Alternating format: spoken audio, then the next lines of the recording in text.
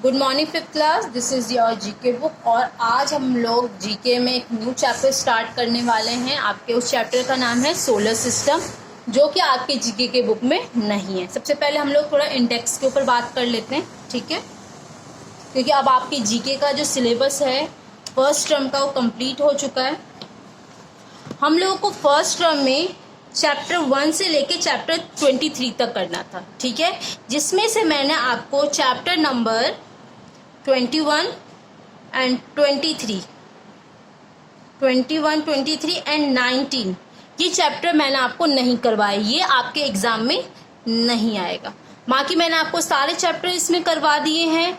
और ऐसा कोई भी चैप्टर हो जो आपको समझ में ना आ रहा हो तो वो आप मुझे मैसेज कर सकते हैं कि मैम मुझे चैप्टर समझ में नहीं आया, तो मैं वो आपको दोबारा से जब मुझे टाइम मिलेगा तो मैं उससे समझा दूंगी, ठीक है। चैप्टर 23 तक मतलब हमें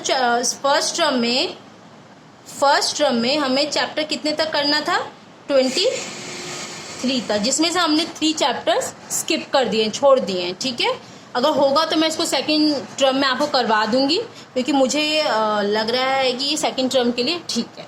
मैं चाहती हूँ कि मैं आपको एक न्यू चैप्टर पढ़ाऊँ जिसके बारे में आप लोगों को पता होना चाहिए, इस चैप्टर के बारे में आप लोगों को पता होना चाहिए। और ठीक है, तो आपका एक न्यू चैप्टर है सोलर सिस्टम, जिसके बारे में आपको पता होना चाहिए। ये हमारे जीके की बुक में कहीं भी नहीं है। मैं उसको पर्सनली आपको समझाऊंगी, 1 बाय 1 सारे प्लैनेट्स के बारे में आपको पढ़ाऊंगी।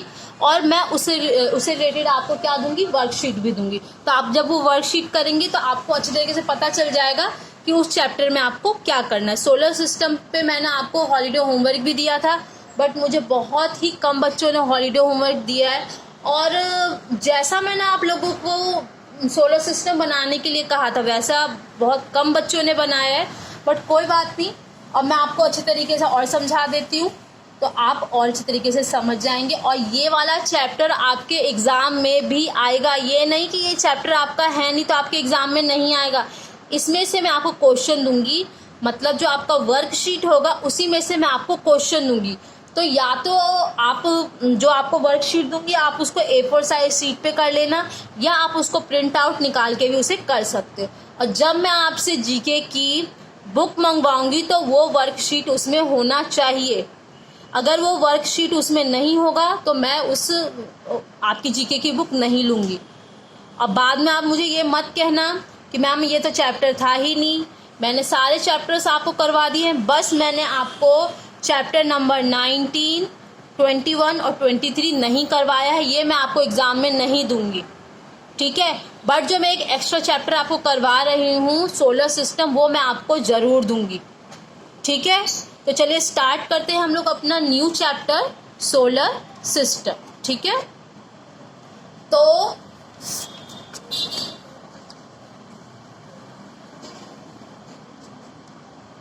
यहाँ पे आप पिक्चर देख रहे हैं, ठीक है।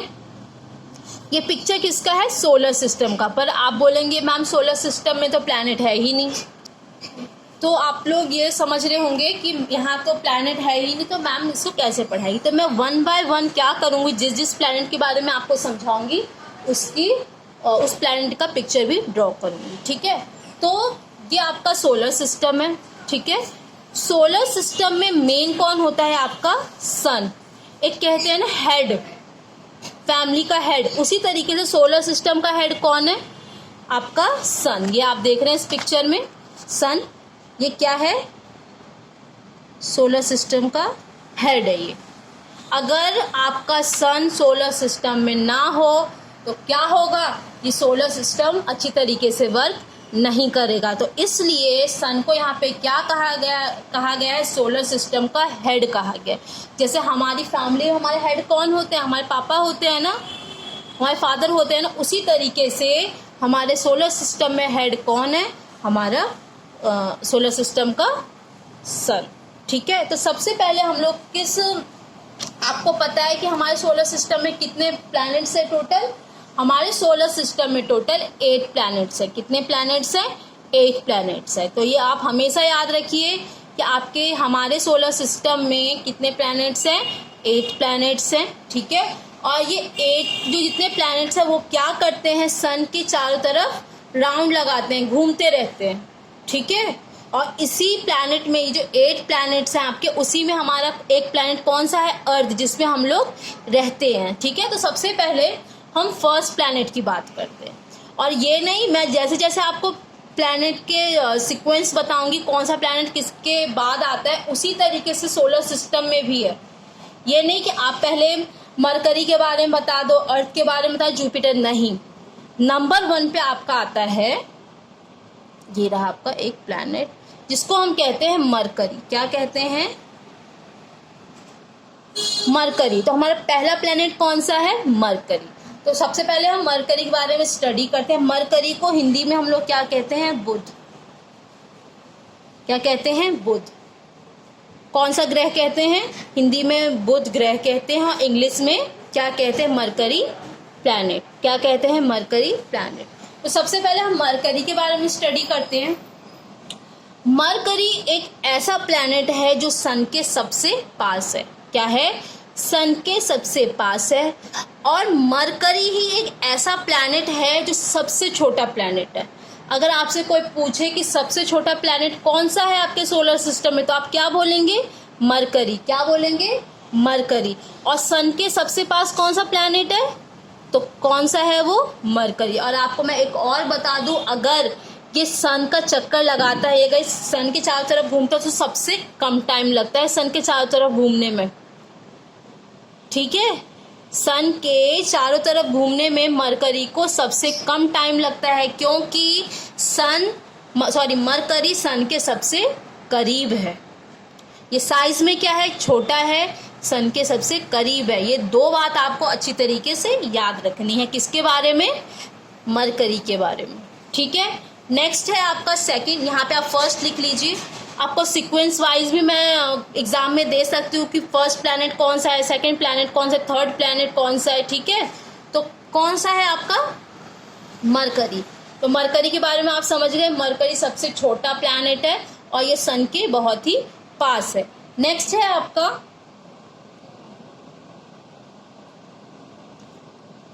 वीनस। VENUS, Venus. ये आपका कौन सा प्लैनेट है, सेकंड प्लैनेट है, जिसको हम हिंदी में क्या कहते हैं, शुक्र। क्या कहते हैं, शुक्र। तो जो आपका वीनस है वो कौन सा प्लैनेट है, सेकंड प्लैनेट है, ठीक है। सेकंड प्लैनेट के साथ साथ होने के ये सबसे गर्म प्लैनेट है, सबसे हॉट प्लैनेट है। क्यों, आप तो ये बोलेंगे कि मैम जो मरकरी है ये सन के सबसे पास है, तो इसको ज़्यादा गर्म होना चाहिए ना, इसको ज़्यादा हॉट होना चाहिए। बट नहीं, जो आपका वीनस है वो सबसे हॉट क्या है, प्लैनेट है, ठीक है। और ये कौन से नंबर पे आता है, सेकंड नंबर पे। तो वीनस सेकंड नंबर का प्लैनेट है और ये सबसे ज़्यादा क्या है, हॉट है। क्या है, सबसे ज़्यादा हॉट प्लैनेट है। फिर आपका आता है थर्ड, अर्थ। EARTH, अर्थ। ये क्या है आपका थर्ड प्लैनेट। क्या है आपका थर्ड प्लैनेट। तो जो अर्थ है, अर्थ एक ऐसा प्लैनेट है, जितने भी आपके 8 प्लैनेट है उसमें से अर्थ ही एक ऐसा प्लैनेट है जिसपे हम क्या कर सकते हैं, रह सकते हैं। क्योंकि ह्यूमन बीइंग को जिंदा रहने के लिए क्या चाहिए, ऑक्सीजन चाहिए, वाटर चाहिए, तभी तो वो सर्वाइव कर सकता है ना।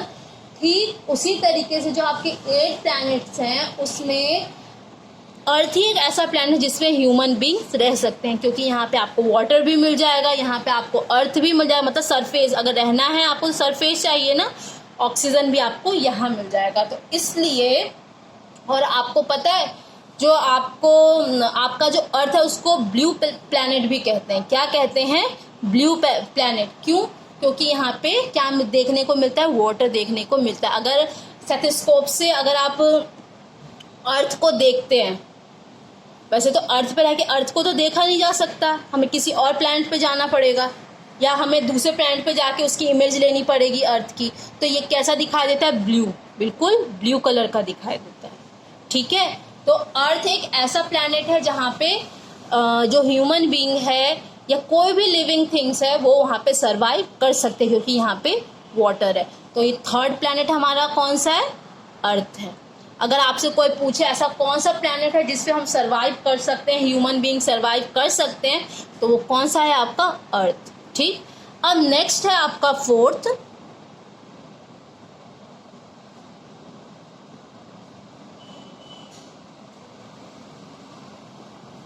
मास, MARS, मास, ठीक है, जिसको हम अर्थ को हम क्या कहते हैं हिंदी में, पृथ्वी, और मास को हिंदी में हम क्या कहते हैं, मंगल, ठीक है। तो जो आपका मास है वो कैसे कलर का, अगर हम इसको सेथोस्कोप से, अर्थ से सेथोस्कोप से देखें तो किस कलर का दिखाई देता है, रेड कलर का। तो ये रेड कलर का दिखाई देने के कारण इसको बहुत से लोग ये कहते हैं कि सबसे हॉट प्लैनेट है, बट ऐसा नहीं है बेटा। ये अगर हम इन चारों की बात करें तो इन चारों में से आपका वीनस ही एक ऐसा प्लैनेट है जो बहुत ज़्यादा क्या है, हॉट है। तो ये आपका फोर्थ प्लैनेट कौन सा है, फोर्थ प्लैनेट है आपका मार्स। तो पहले हम इस चार प्लैनेट के बारे में बात कर लेते हैं। आपको पता है जो वीनस है वो थोड़ा थोड़ा किसकी तरह दिखाई देता है, वो थोड़ा थोड़ा अर्थ की तरह दिखाई देता है। किसकी तरह दिखाई देता है, अर्थ की तरह। तो इसलिए वीनस को अर्थ की सिस्टर भी कहा जाता है। क्या कहा जाता है, अर्थ को वीनस की सिस्टर भी कहा जाता है, क्योंकि इसका शेप साइज में तो ये दोनों एक दूसरे से अलग है, दोनों साइज में एक दूसरे से अलग है, बट अगर शेप में देखा जाए तो ये क्या है, एक जैसे दिखती हैं, इसलिए इनको क्या कहा जाता है, सिस्टर्स कहा जाता है। क्या कहा जाता है, सिस्टर्स कहा जाता है, ठीक है। और आपको मैं बता दूं कि आपने बहुत बार सुना होगा कि जो आपका मास है उस पे हम लोग अगर हम सरवाइव करें तो हम कर सकते हैं। अगर हम सरवाइव करना चाहें तो हम मार्स पे जाके सरवाइव कर सकते हैं, या हम मार्स पे जा गए भी हैं, हमारे साइंटिस्ट गए भी हैं।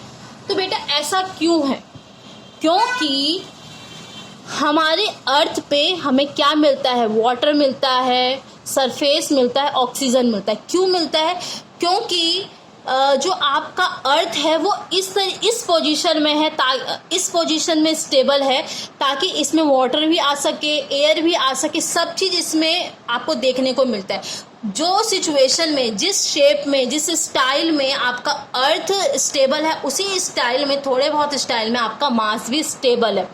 इसलिए क्या कहा जाता है कि जो आपका अर्थ पे जैसे लाइफ पॉसिबल है उसी तरीके से मार्स पे भी क्या है, लाइफ पॉसिबल हो सकती है, या हो, अगर हम वहाँ सरवाइव करना चाहे तो हम वहाँ पे सरवाइव कर सकते हैं, ठीक है। तो आपको मैंने इन चार प्लैनेट्स के बारे में बता दिया। नेक्स्ट में मैं आपको और जो हमारे चार प्लैनेट्स हैं उनके बारे में बताऊंगी, ठीक है।